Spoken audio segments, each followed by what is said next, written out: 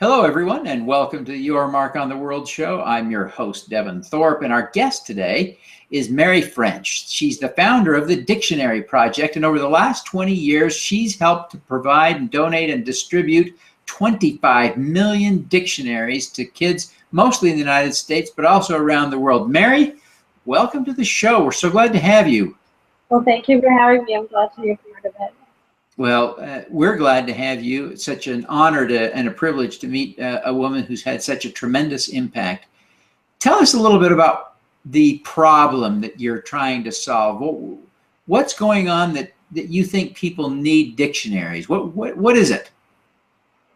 Well, it's important for children who are learning to read to have access to these 32,000 words so they can develop their own reading skills and really form associations with other people through their acquisition of words, just learning them. And without a dictionary, they do not know how to spell the words correctly, and nobody does. You need dictionaries for that purpose, and also to understand the meaning of words. That was why they were created and assembled in alphabetical order, so that people would be able to find the word that they're looking for, a new word that they hadn't seen before. And this has been going on for a long time, but it's still an essential tool for a quality education. A child or any person cannot do their best work without one. You can't just guess at these things. That's right. You can't just guess at the spelling of most words, especially in English. Well, you know, a lot of people must say to you, but are dictionaries relevant anymore with technology?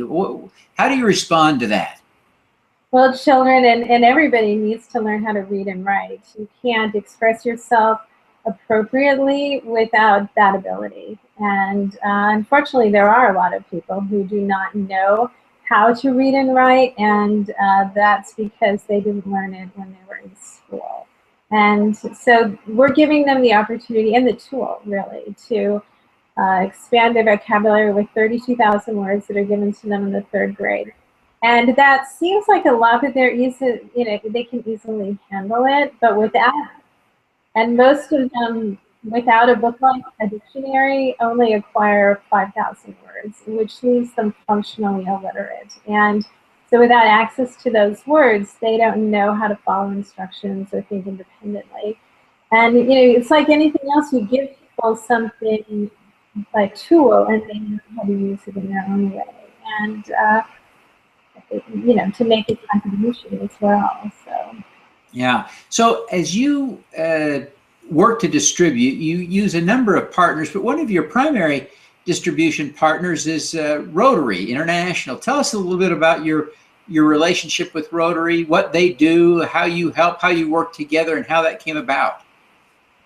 Well, it came about because I was asking everybody that I ran across if they would make donations to the Dictionary Project, and one of them was Rotary Club, the St. Andrews Rotary Club in Charleston, South Carolina, and they invited me to speak. And when I was speaking at that club, there was a guest from Ohio who was visiting. He had a home in Seabrook, and he heard about the project, and he brought it to Ohio and implemented it there in Columbus. And then, you know, the Rotary Club of St. Andrews participated that year. And so people have been really just, they think it's a good idea. It's an easy way to implement a dictionary, a literacy project that affects a lot of people, and it has a lasting effect.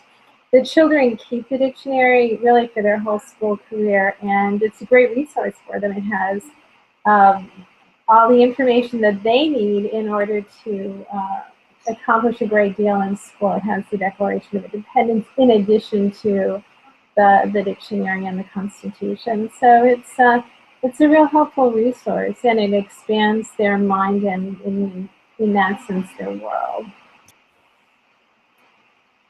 Yeah, and Rotary is half of our sponsorship. Our sponsorship, after I stopped writing grants, which was primarily for South Carolina, the Rotary clubs and other organizations, other service clubs, read about what people were doing in the newspapers and then implemented it where they live. We don't actually solicit or ask people to join us. They hear about it and they contact us, and we help them implement the project where they live. No, that's great. Now, I had the privilege of doing this a little bit the last few years here in Utah, and it is wonderful to see the reaction of kids as they receive a dictionary. I think for a lot of kids in inner cities especially, they don't have a lot of books at all. And this, for some, may be the very first book that anyone has ever given them and said, this is yours. Do you find that experience around the country as you distribute these dictionaries? Absolutely. I hear it every day. And I've heard it every day probably for the last 5 years. And it's been telling because that's pretty much when the iPad and a lot of smartphones became accessible to younger and younger children.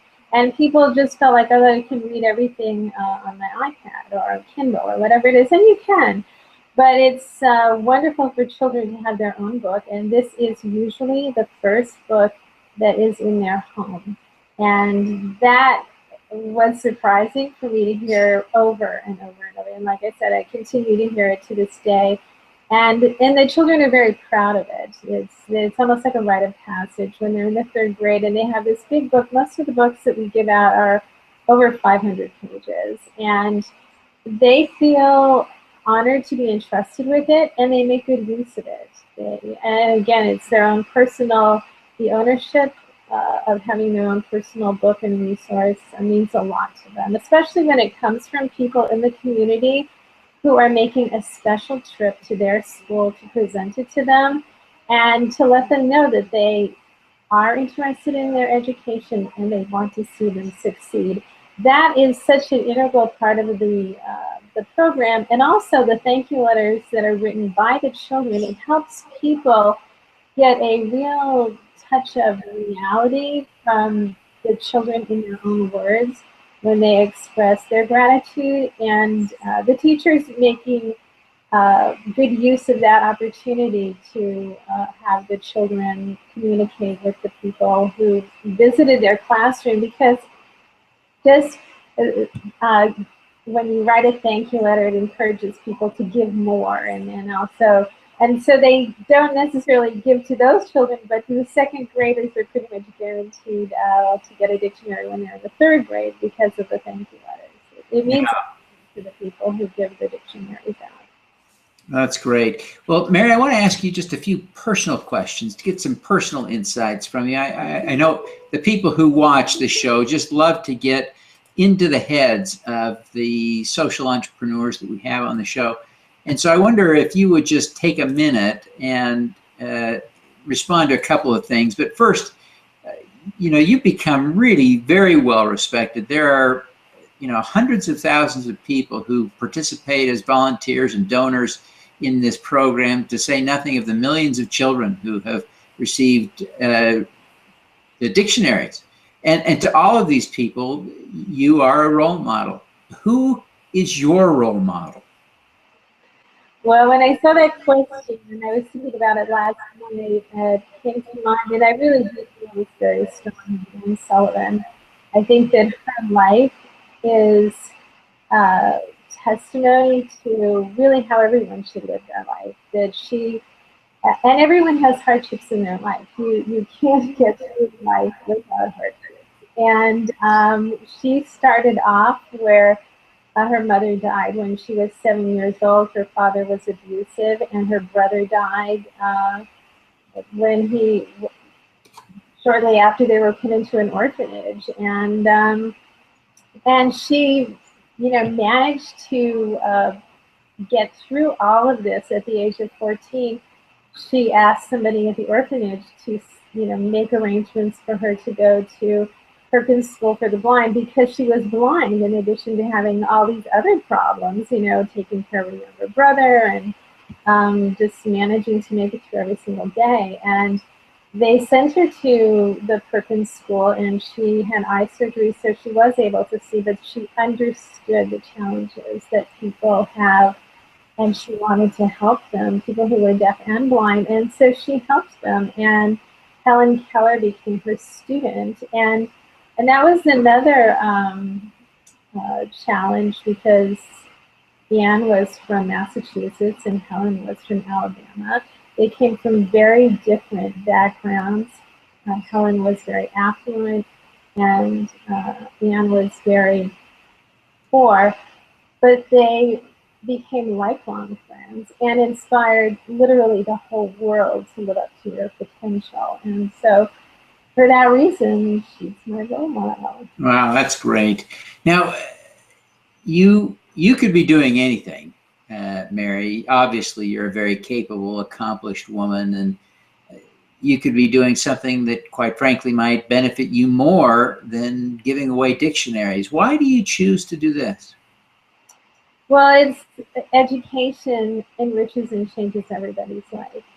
And it helps to, and it makes people self-reliant. It is so important for our democracy, and we're really the only country in the world where you can express your thoughts freely and openly. And it's entertaining, and it's also educational for people. And I think people need to spend more time reading so that they have more to share with other people. Yeah. Well, Mary, one last question for you. You are having great impact. You are really making a difference. And everyone who's watching the show wants to know how to make a difference. Can you give us one tip, one habit, one thing you do consistently, maybe every day, that we could emulate that would help us do more good, have more impact in the world?